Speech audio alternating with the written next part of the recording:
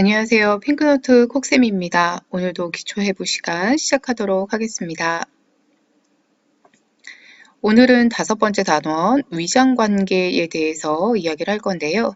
우리가 보통 영양소 중에서 탄수화물, 단백질, 지방이라고 하는 아이는 입자가 크기 때문에 이 상태 그대로 혈관 안으로 들어갈 수가 없어요. 그래서 이 아이들을 잘게 쪼개줘야 되는데 탄수화물이라고 하는 아이는 포도당의 형태로 쪼개지고 단백질이라고 하는 아이는 아미노산이라는 형태로 쪼개지고 지방은 지방산과 글리세롤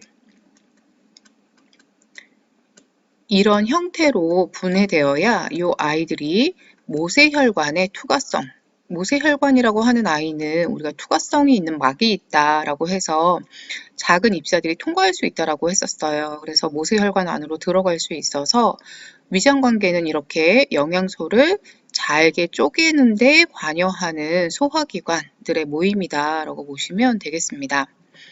자, 그 구성은 입에서부터 항문까지 되어져 있는데 우리 지금 항상 강조하지만 핵심에 대한 내용만 하는 거예요. 그래서 여러 가지 중요한 내용들이 있긴 하지만 적어도 이 내용은 꼭 기억하셨으면 좋겠다라고 하는 내용만 추려서 좀 보도록 하겠습니다.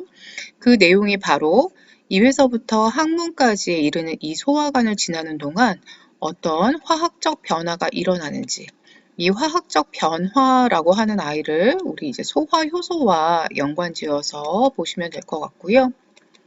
그리고 어떠한 물리적인 운동이 일어나는지. 그래서 각 장기마다 화학적 변화, 물리적 운동과 관여해서 어떠한 움직임을 보이는지를 여러분들이 암기해 주시면 되겠습니다. 가장 먼저 보실 거는 구강인데요. 우리가 구강이라고 하는 이 아이에는 우선 화학적인 변화, 즉 소화효소라고 하는 아이는 누가 나오느냐? 예전에는 프티알린이라고도 했었고 현재는 타이알린이라고 이야기하죠. 아밀라제로 알고 계시는 그 아이인데요. 이 아이는 탄수화물을 소화하는 소화효소다라고 이야기를 합니다. 자, 여기에서는 물리적인 운동도 함께 일어나는데 그 물리적인 운동을 우리 뭐라고 하냐면 저작운동이라고 하죠. 자, 그래서 지금 파란색으로 적혀 있는 아이는 각 장기에서 나오는 소화효소이고요. 그리고 빨간색은 물리적인 운동이다라고 보시면 되겠습니다.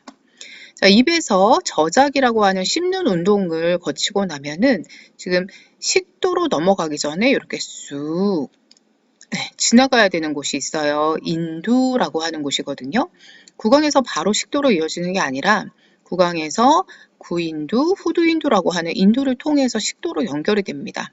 그래서 이렇게 인두로 들어갈 때 요때 우리가 연하라고 하는 삼킴반사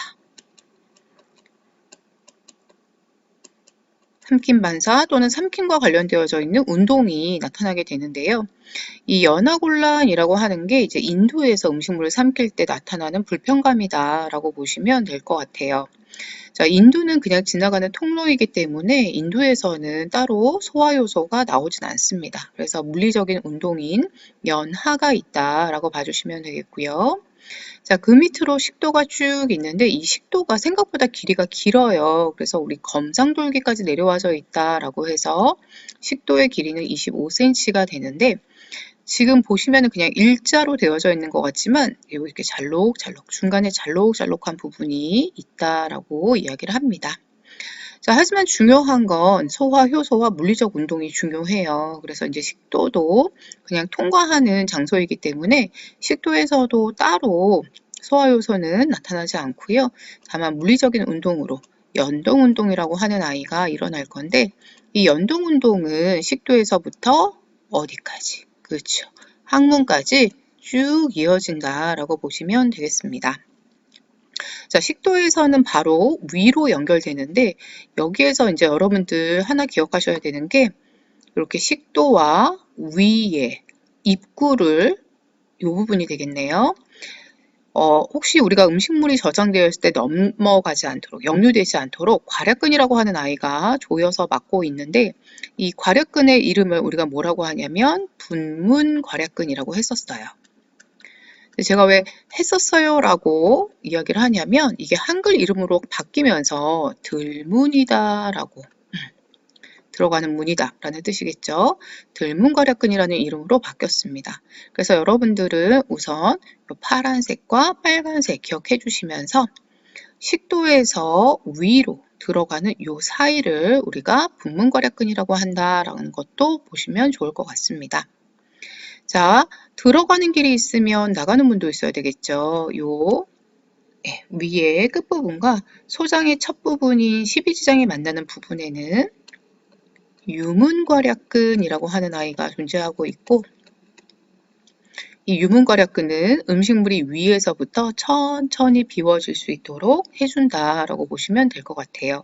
그리고 얘는 이제 바뀐 이름이 날문이라는 이름으로 바뀌었다라는 것도 봐주시면 좋겠습니다.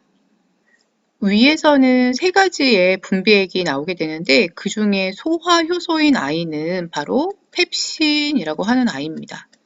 이 아이는 단백질을 소화하는 아이다 라고 이야기를 하고 있고요. 이거 말고도 분비액이 있는데요. 먼저 강한 염산이 나오게 됩니다. 이 염산은 위 안으로 들어오는 미생물을 사멸하는 역할도 하고 있고요. 이때 함께 나오는 것 중에 내적 인자라고 하는 단백질이 나와요. 자, 그런데 여기에서 아마 많이 들어보셨을 거예요. 이 내적 인자가 부족해지면 나중에 소장에서의 비타민 B12의 흡수가 줄어들고 그로 인해서 생기는 문제를 우리는 악성 빈혈이라고 이야기하죠. 이 내용은 성인간호학에서 강조할 내용이고요. 기본적으로는 염산이 분비되고 이와 함께 내적 인자가 분비돼서 소장에서 비타민 B12의 흡수를 돕는다 정도를 기억해 주시면 좋겠습니다. 이렇게 강한 산이 나와서 위벽이 손상당할 수 있기 때문에 세 번째로 점액이 나오게 되죠. 점액은 위벽을 보호하는 역할을 한다라고 이야기를 합니다. 자, 지금 보면 파란색은 이렇게 소화효소는 펩신밖에 없어요. 나머지는 소화효소는 아닙니다. 그래서 소화효소인 펩신이 위에서 나온다라는 거 기억해 주시고요. 그럼 위에서는 어떤 물리적인 운동이 일어나느냐? 아까 식도에서부터 항문까지 쭉 연동운동이 일어난다라고 했었습니다. 그래서 연동운동이라고 하는 부분까지 함께 봐주시면 좋을 것 같아요.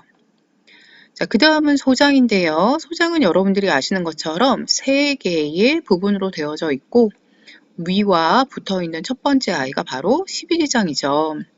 이 12지장은 두 가지를 먼저 기억해 주셨으면 좋겠는데 우선 12지장을 통해서 담즙이 들어오고 그리고 췌장액이라고 하는 췌장에서 분비되는 소화효소가 들어옵니다. 자, 이 두 가지 아이는 중요한데 이거는 다음 시간에 부속기관이라고 하는 부분에서 말씀을 드리도록 하겠습니다. 자, 소장도 소장 자체에서 소화효소가 나오기는 해요. 하지만 그 소화효소를 우리가 굳이 따로 외우지는 않거든요. 물론 뭐 락타제, 말타제, 수크라제 여러 가지 아이들이 나오고는 있기는 한데 우선은 저는 소장에서 나오는 소화효소는 그냥 외우지 않고 나머지 장기에서 나오는 소화효소를 먼저 확실하게 외우셨으면 좋겠습니다. 그래서 다른 장기에서 나오는 소화효소를 외우고 그리고 나서 내가 준비가 됐다. 그때 소장을 보시면 될 것 같아요. 오히려 더 많이 물어오는 건 운동이에요. 자, 당연히 항문까지 이어지는 연동 운동이 일어날 거고요. 여기에 더하기 하나가 추가가 되죠. 바로 분절이라고 하는 운동입니다. 그래서 소장에서는 두 가지의 운동이 일어나게 됩니다. 그래서 연동운동과 분절운동이 일어나는데 분절운동은 유일하게 소장에서만 나타나는 운동이다.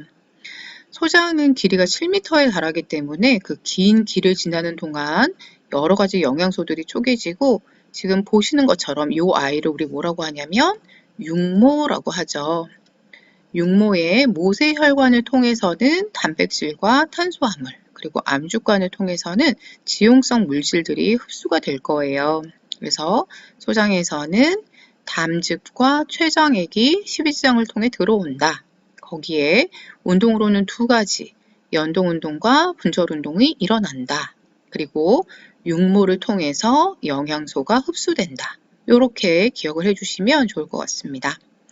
자, 그 다음은 대장인데요. 대장은 소화효소는 없습니다. 왜냐하면 소장까지 해서 모든 영양소의 소화가 끝나고 그리고 흡수까지 이루어지기 때문에 대장에서는 따로 소화효소가 나오진 않고요.